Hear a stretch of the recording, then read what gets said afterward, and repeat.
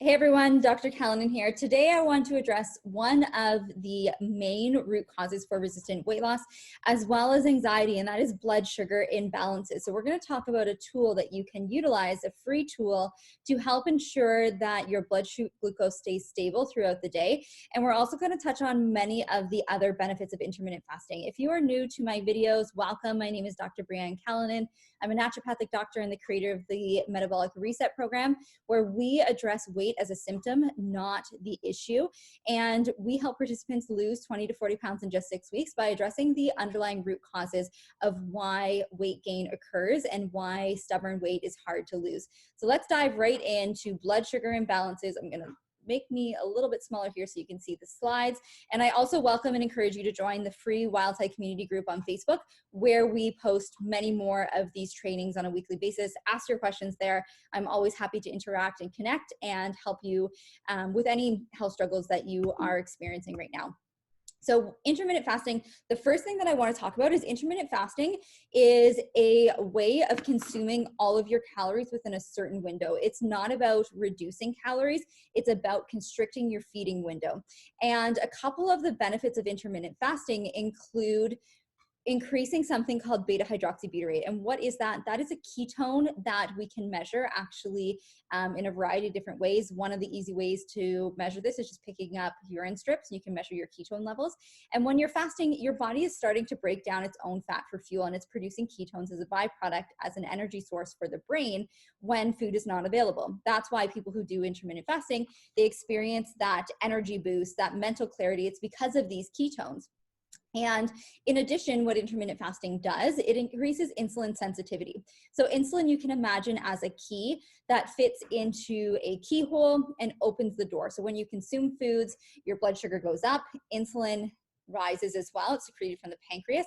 And this acts as the key into the lock, opening the door so glucose can come into our cells to give us energy. Now, what happens is over time, if you've overdone carbohydrates or you haven't been consuming a whole healthy foods diet, prediabetes, insulin resistance might occur. And what that means is your key starts to get jammed. So essentially this glucose or energy now cannot get into the cells. And that's why people who struggle with high fasting insulin levels, they're really fatigued. Essentially you're consuming foods, but your body is saying, we don't see the energy source. We need that door to open efficiently so that glucose can come in so we can produce energy or ATP. If that doesn't happen, glucose gets stored as glycogen in the liver, and it's also stored as fat. So you get fatty liver as well as fat deposits around the body. So insulin resistance is a major issue. We know that obesity is becoming an epidemic. And one of the really easy ways, free ways, just constrict your feeding window. Take out snacking, have larger meals, but in smaller amounts. And we're going to touch on this ridiculous notion that you have to eat 6 mini meals throughout the day in order to boost your metabolism. That's simply not true. And the body responds to hormones. It doesn't respond to calories. There's no calorie receptors in the body. It only acts in the way that it knows based off of those chemical messengers or the hormones. And every time you consume a meal and you spike your insulin levels, insulin is a fat storage hormone. It blocks fat breakdown, blocks lipogenesis. So we're going to talk about that. In addition to better insulin sensitivity, so more able to process carbohydrates, we're also seeing, of course, those ketones for the energy source, but decreased inflammatory markers. Inflammation is often the root cause of many chronic health conditions, and we have to do everything that we can to reduce insulin. Other benefits of intermittent fasting, of course, reduce inflammation we're seeing in the intestines. Blood pressure is starting to reduce, heart rate is starting to reduce, and there's a lot of counter-regulatory hormones that take place with intermittent fasting. And this is really great because things like fasting or exercise or saunas, these are all stresses on the body, but those counter-regulatory hormones that happen after a stress actually improve your body's ability to become resilient to stress. In the brain, we see better cognition, stress resistance, increased anti-inflammatory markers, and prolonged fasting. If you're doing a longer fast, greater than 24 hours, 36 hours, we're starting to see autophagy occurring, which is cleaning up of old cells that possibly aren't behaving the way that they should. And this has really great longevity implications. And if you are fasting for longevity, fasting for autoimmunity, fasting for Alzheimer's reduction, longer fasts are going to be key for you because of this autophagy pathway. This is a research study that looked at comparing 3 meals a day versus 2 meals a day. And of course, people who are consuming those 6 multi-mini meals throughout the day, they had higher insulin levels. we know that when someone is diabetic, we give them insulin, side effect is weight gain. So we need to do everything that we can to lower insulin if we're looking for an ideal body composition. In addition, those who ate the small 6 mini meals throughout the day, they had a suppression in their 24-hour fatty acid concentration, which is a marker of fat breakdown. So of course, if you are always having insulin, fat storage, we're not going to have the fat breakdown. They go in opposites.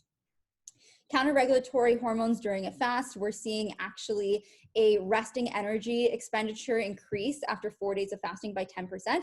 So this is your metabolic rate, your body heat production. And yes, this is a longer fast.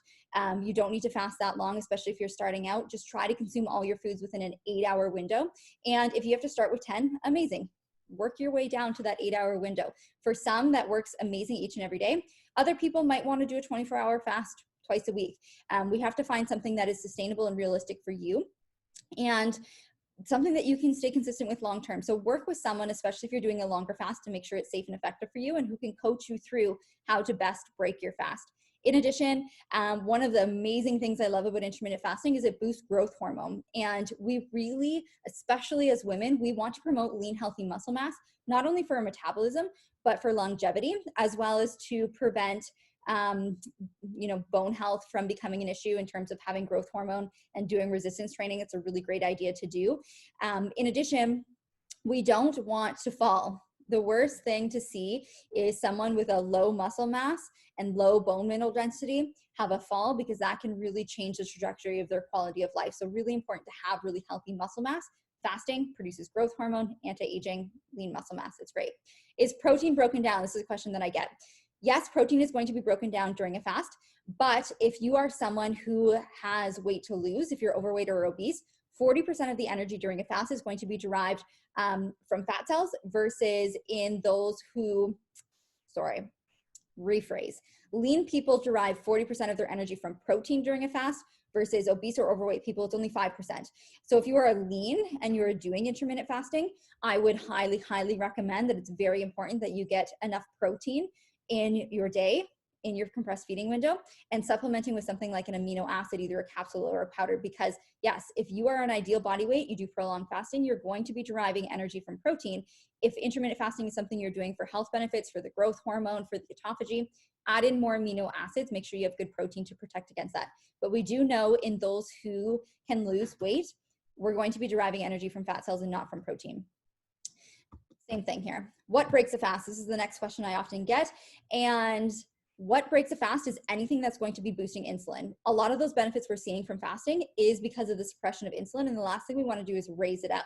So we want to only consume things like water. Lemon water is fine. Black coffee, black tea on a fast is completely fine. Now, if you are someone who is lean, or you are someone who is just starting out with intermittent fasting, adding things in like the amino acids during your fasting window, yes, it's going to slightly break your fast, but in terms of extending that fast, making things more manageable for you, I think it's a great idea.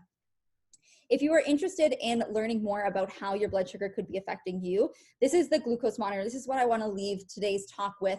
This is the Freestyle Libre continuous blood glucose monitor. It's a simple sticker you put on the back of your arm. There's a little needle in it, but it doesn't hurt to put on.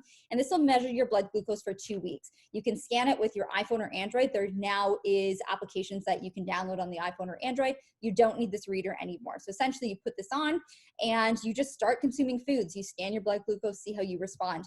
It's really interesting and a great way to really depict, okay, what happens to my blood sugar when I consume a potato? What happens with my blood sugar when I consume protein and avocado? We can read that. If you're starting to feel shaky or anxious, scan your blood sugar. If you're waking up in the middle of the night, scan your reader. Any changes? There are so many things we can do from a dietary, lifestyle, and supplementation standpoint to get your blood sugar stable so you don't experience that. If you are hangry an hour or two after a meal, get the blood glucose monitor, scan it. If you're dipping low, that could be the reason why. And there's simple tricks like doing some exercise, shaking a water bottle, having amino acids. We can work with whatever your blood readings are to help it make more sense for you in terms of optimizing your health and longevity. This is a really cool tool, especially for those who like that real-time feedback. So I hope that was helpful for you. If you have any questions, please let me know. If you've tried intermittent fasting, please let me know in the comments below. Good or bad, we can always troubleshoot it. And I would love to hear from you guys. Hope you have an amazing rest of your week, and we'll talk soon.